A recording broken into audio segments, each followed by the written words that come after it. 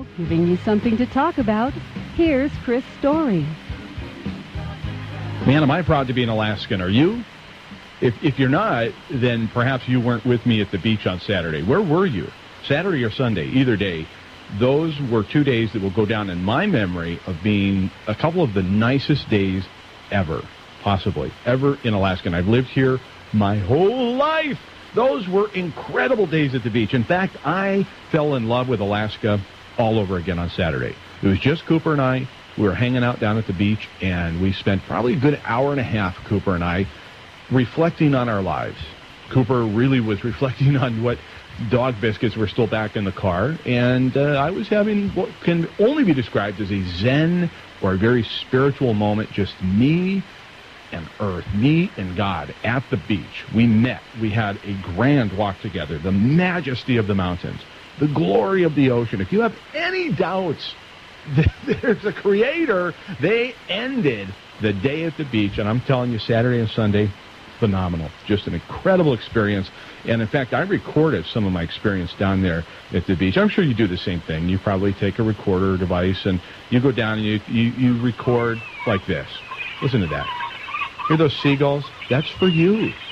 I'm sharing my day at the beach with you because I knew that you would want to be there with me. Incredible. Another Alaskan's going to be on the program with us in a little bit. Sarah Richardson got a blog going, Becoming an Alaskan. Did she really meet her husband online? And I guess she doesn't watch movies, or maybe she doesn't watch the same movies that I watch, because I don't know. That's kind of a frightening thing. Sarah Richardson, her blog is Becoming Alaskan. She'll be our guest today. You'll have an opportunity to win a free Blackwater Bend coffee card. You got 2 of those to give away. The number, write it down, 226-3933, 226-3933. Right here, you're listening to Monty and Joanne, otherwise known as Joanne and Monty, Alaskan artists. Remember, Alaska matters, and so do you.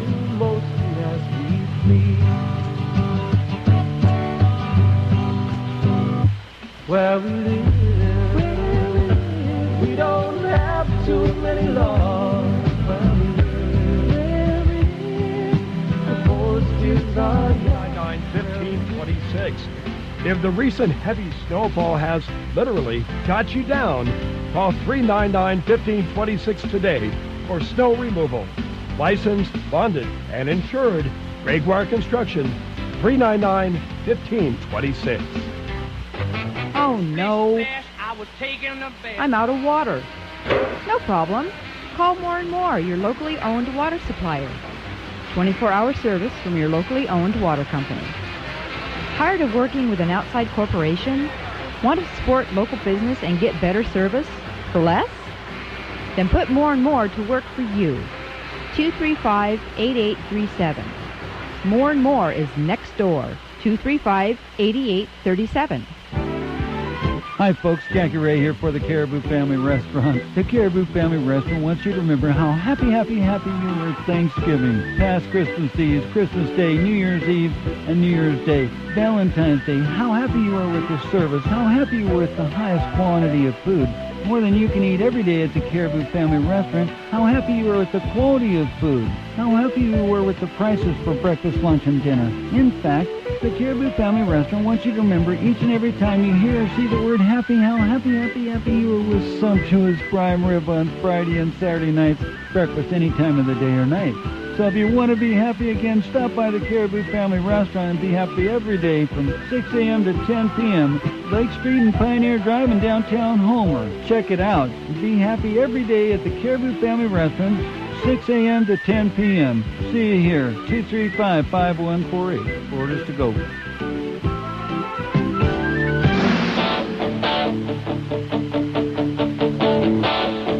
I got my first real 6-string, bought it at the 5 and dime, played it till my fingers bled, was the summer of 69, guys from school. You're listening to Alaska Matters. I'm Christopher Story, your host for great adventures in real estate. No, the last frontier today. Tomorrow will be all about real estate. I'm being joined by Sarah.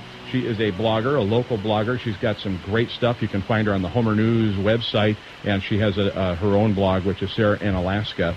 No, not that Sarah. But first, Blackwater Bend Mindbender, fueling Alaskans on the go. Blackwater Bend, not your average drip. No way above. Halfway between Homer and Anchor Point. Never leave Homer without Blackwater Bend coffee in your hand. Here's your question. I want to send you out there for free to pick up your own coffee card. What year was the Alaskan Highway, the Alaska-Canadian Highway, what year was the Alaska-Canadian Highway started? Was it started in 1940, 1942, or 1947?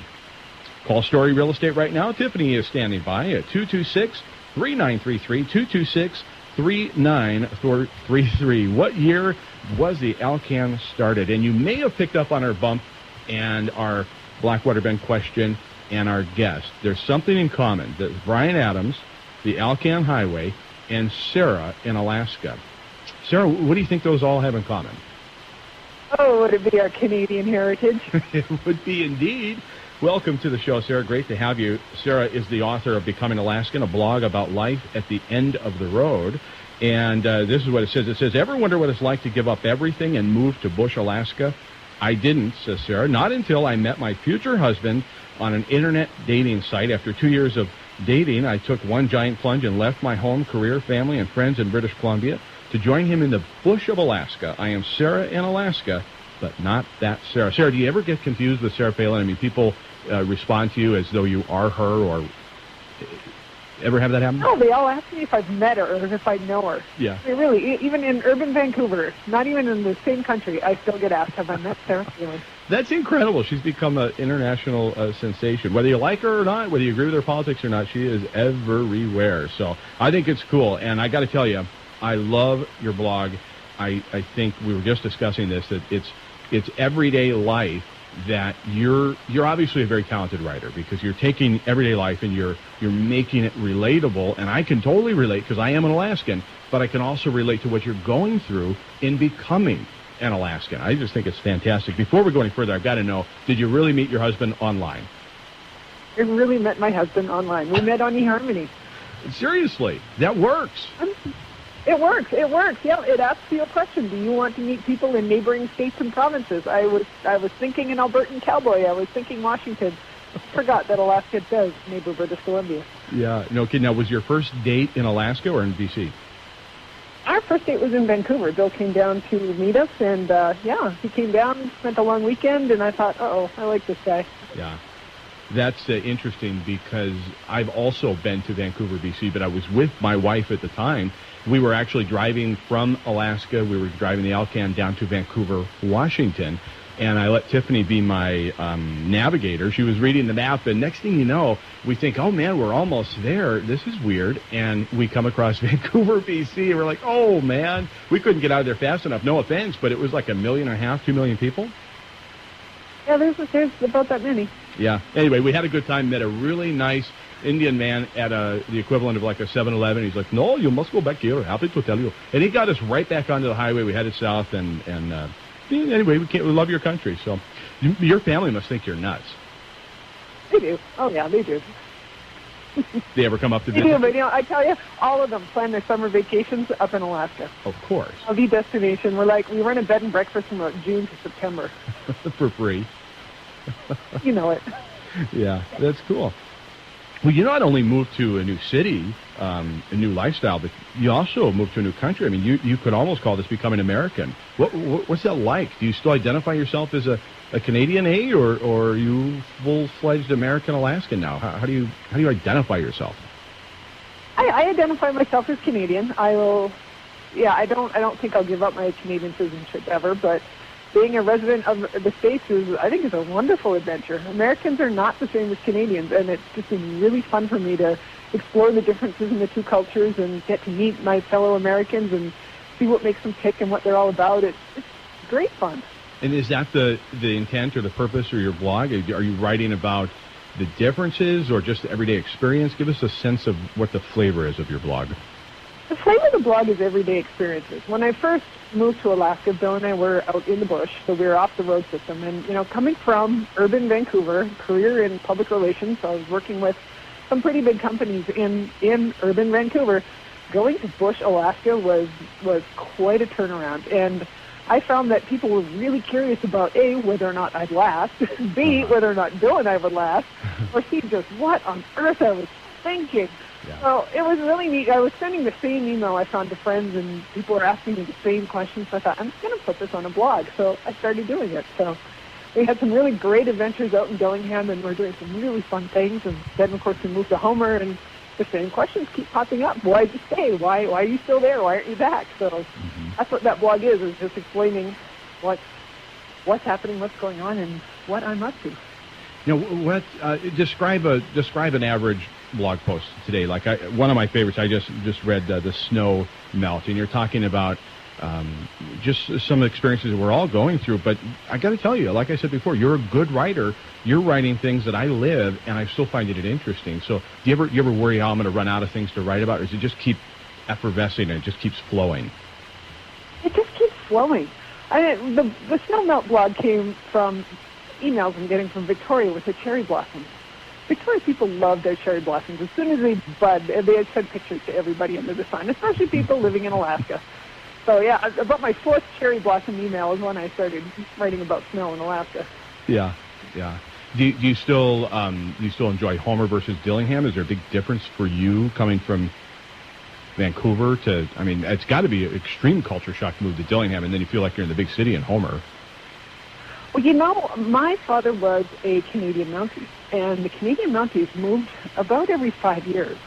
So I have lived in many, many little towns all over Canada. So the closest I came to Dillingham was Bellacoola, and that's where I started school. I was about 6 years old there, and I started in a Coast Salish school. We didn't speak English. We spoke their native language, and we learned their native dances. So kind of been there, done that with Dillingham a little bit. But it was so fun. It was such an adventure where, you know, it's not like you can go to the mall or go entertain yourself with a movie. It was a lot of people and a lot of contact and a lot of out in nature, and it was so much fun. But Homer, yeah, it feels like a big city, but it's great. I love Homer. I love everyone in Homer. It's lovely. I do too. I've been here, like I said, my entire life, and I'm still interested in Sarah in Alaska, becoming an Alaskan. It's a blog you can find on the Homer News. It's Life at the End of the Road. More with Sarah when we return right here on Alaska Matters.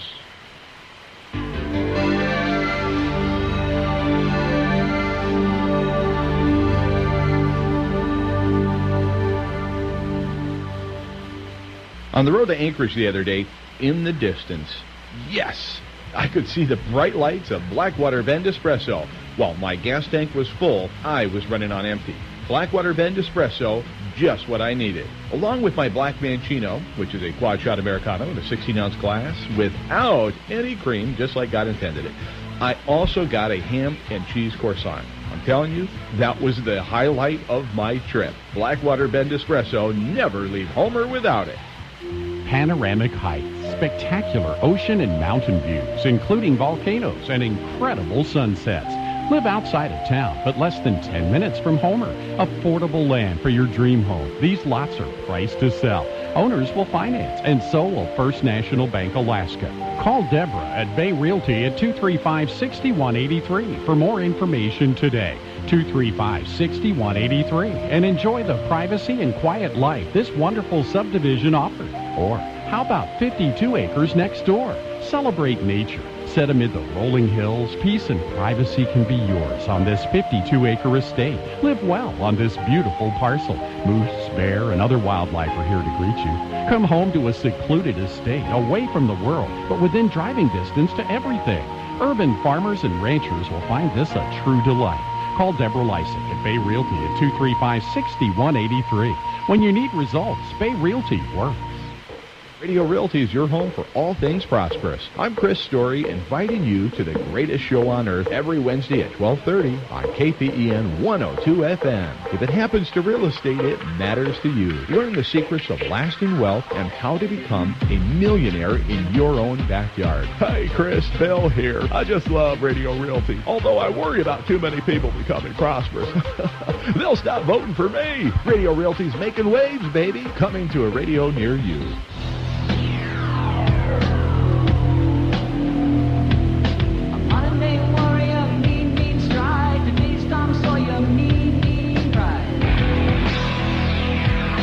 On I'm Chris Story, and this is Alaska Matters. Remember, Alaska matters, and so do you. Are you proud of being an Alaskan?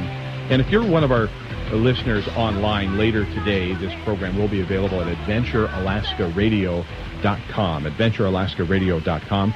So if you're listening elsewhere, just remember that you can live the Alaskan lifestyle vicariously through those of us here on the radio at AdventureAlaskaRadio.com, and also Becoming Alaskan with Sarah. Sarah is our guest. Sarah, you talk about, Tiffany and I were discussing this, and we both refer to you as somebody who paints pictures with words, and that's what a really good writer does. But is there a post or a blog that you think is just stands out in your head, as if you read one of your posts on your blog that would say, you know what, this is what Sarah's about? It would have to be the moose hunting blog. The moose hunting that blog. I've got on there about my husband going moose hunting. That, to me, is so quintessentially Alaskan that it would have to be those. Okay, well, what's the synopsis of that? What happened? My husband, I think, I love him to bits. He's one of the best men I know. He loves to prepare, loves to get ready. And that's, he's very organized, isn't he? Very, very organized guy. He'd have to be in his profession, but he's a very organized guy. But moose hunting is a passion of his, and he's combining his passion for getting organized and planning with the passion for moose hunting. And this goes on forever. It's great. Moose hunting, he goes out in about September. He starts planning in January. It's amazing. I love it. I'm the complete opposite. My dad and my brother and I went moose hunting in 2010. So not this last fall, but the one before. And I basically, the day that we were leaving, and my dad and brother are like Bill. They've been planning this for a long time. I mean, every meal we would have together, every time we were at all together or emailing or whatever, it was all, they were focused on the hunt and getting ready for it. I mean, these people were prepared. Sounds like Bill. Me, I showed up basically earlier that day. I threw some stuff in a bag, threw it on my back, jumped in the four-wheeler, and took off. And of course, I was leaning on them for sustenance and survival. Something to be said for being organized. My husband has got it dialed in. He knows you're going on a moose hunt with him. You are set up. What does Bill think of this? I mean, because while there's a certain anonymity to the overall blog out there in the blogosphere, because you don't use your last name on it, but it's still your life and your personal life out there for the world. Does Bill have a problem with that, or is he encouraging? He's actually really encouraging. I have him read the blog, and I send him blog posts, so he knows what's coming and when it's coming, and he's really quite encouraging about it. Yeah, I love the one about waiting for the delivery of a washing machine sometime between 10 and 3. Because, that can happen with anything and anyone. I mean, the joke is that the cable guy is going to be here sometime between 8 and 5. And but how quintessential Alaska, you're waiting for the washing machine to be delivered from up the road, and it's this beautiful sunny day, and you'd rather be out doing other things. But what is probably something that people don't know about you that maybe do follow your blog? Don't know about me? Yeah. I don't know. I say we're telling secrets here. Telling secrets? Chris, I can't think of one. Well, I can tell you right now, we just played Rush coming back into this segment, and I can tell everybody you don't like Rush, and even though they're a Canadian band, what's up with that? That is no secret. You're not keeping that a secret. A rush-free zone. What's the site now? I've already said you can go to homernews.com and read your site, your blog post there, Becoming Alaskan. Where else can people find it? Because it must be hosted somewhere else too. Yeah, it is hosted on Blogspot, so the address would be sarahIsInAlaska.blogspot.com. Okay. And, of course, it's off my Facebook, too, so if you friend me on Facebook, there I am. Oh, great. Okay, good. I'm going to read a passage here. I highlighted this morning. I thought this was funny. It says, earlier this week I told Hunter, now is Hunter is that what you call Bill? That's what I call Bill, yeah. Okay. I love it. See, we're getting the inside scoop right here, folks. Only on Alaska Matters. Earlier this week, I told Hunter what I wanted for my birthday. Though my birthday's not until July, I know exactly what I want. I want a snowblower. I really, really want a snowblower. Did you ever think one day you'd be wishing for a snowblower for your birthday? No, I didn't. No. Really, I should be asking for earrings or something, or something from Tiffany, but no, I want a snowblower. I've had it with shoveling. Yeah, and then the other thing, you were yelling back at your computer the other day, you said, because you read that somebody had advised that we dig a 3-foot wide swath all the way around our house to avoid foundation flooding when this melt occurs, which is inevitably going to happen, and you scream, you say, "What?"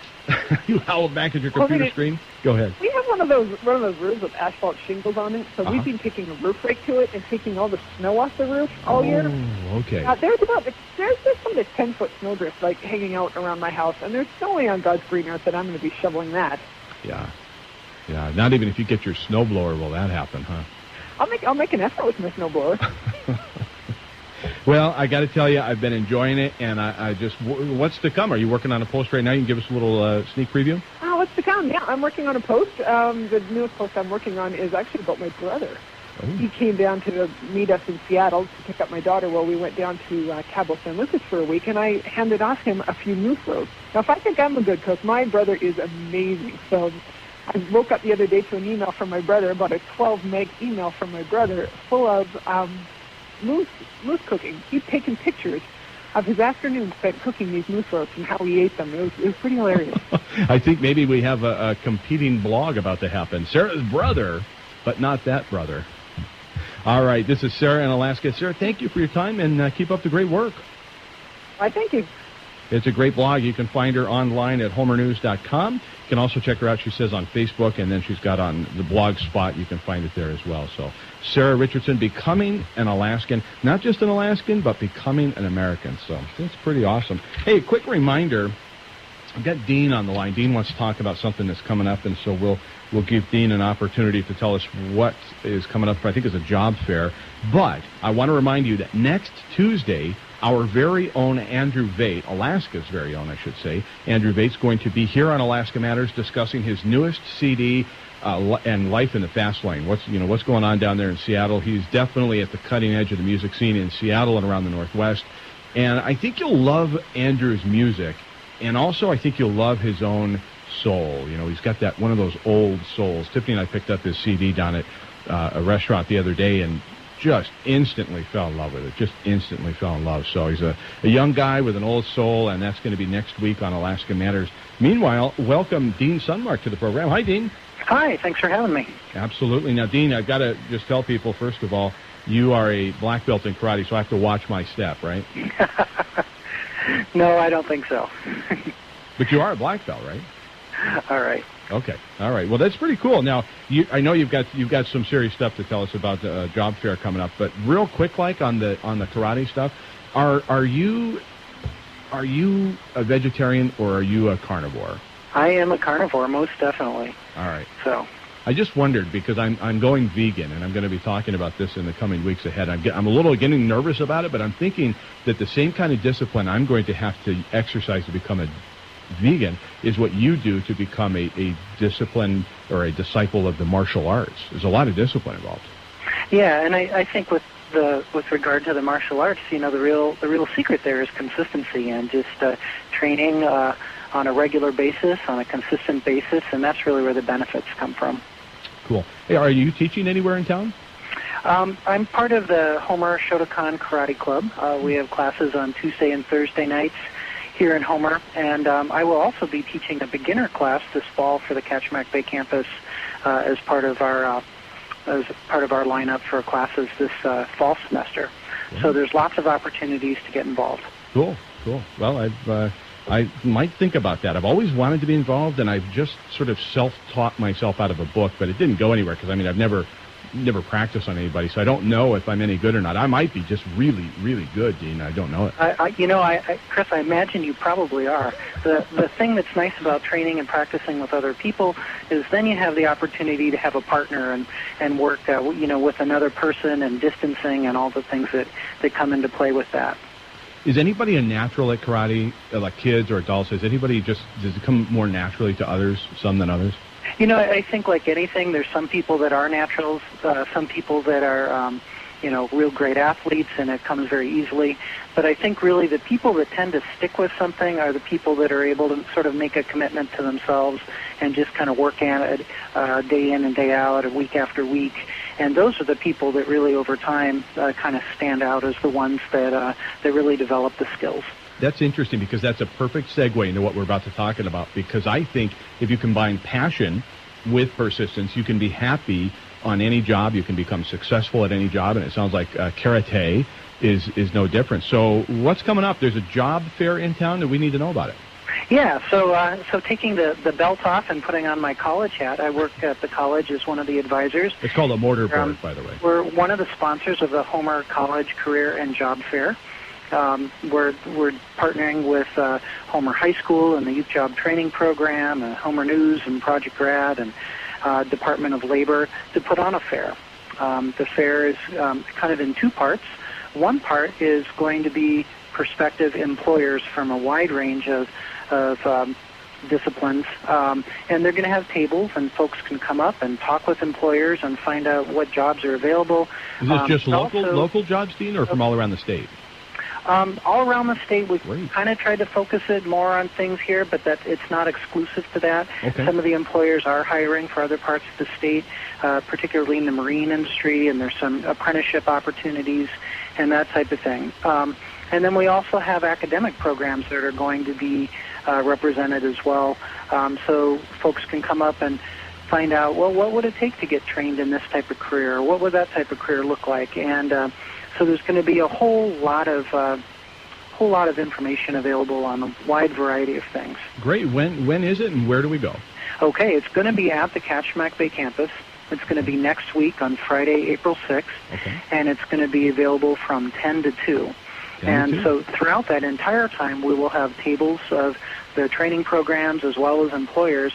But each hour, we're going to have breakout sessions where folks that are manning these tables are going to be talking about their career or their discipline, and it'll be a way for people to find out much more in depth about what it would be like to be a welder or to be an anthropologist or a social worker, or to get involved with the marine trades or something like that. Great. Well, Dean Sunmark, karate expert and job purveyor, next Friday, the 6th of April, 10 to 2 o'clock at the KPC on Pioneer. Thank you, Dean. Appreciate it. Yeah, thanks much for having me. Absolutely. Good to have you here on the program. And which leads me to my next point. If you know somebody that's got an Alaskan tale to tell, or there's an event coming up and you'd like to get in touch with us, Alaska Matters is your open microphone. Story at xyz.net. Story at xyz.net. We want to hear from you. And here I found, this is sort of interesting with the job fair coming up, the top 10 happiest jobs in the nation. The top 10 happiest jobs in the nation.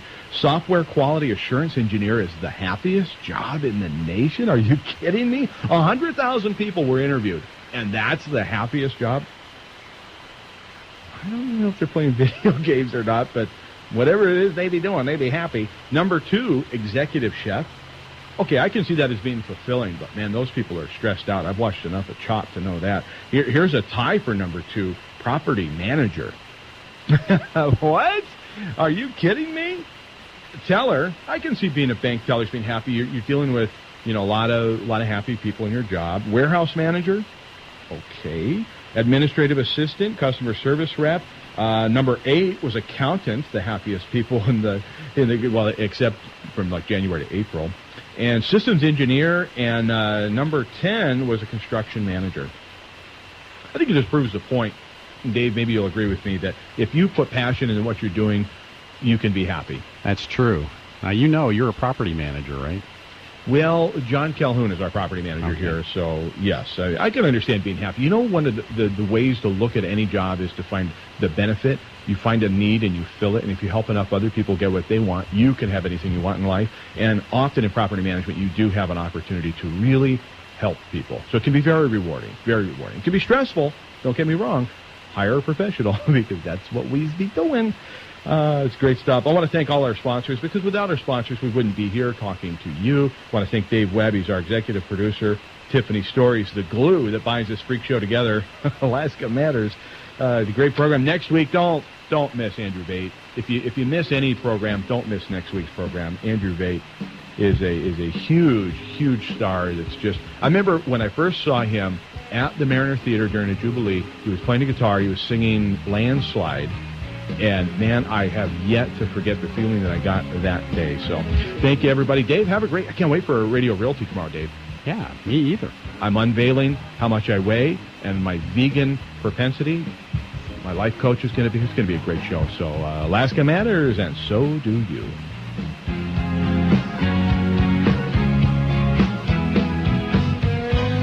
The Peninsula's home for unforgettable favorites. Great listening, 620 AM, KGTL, Homer.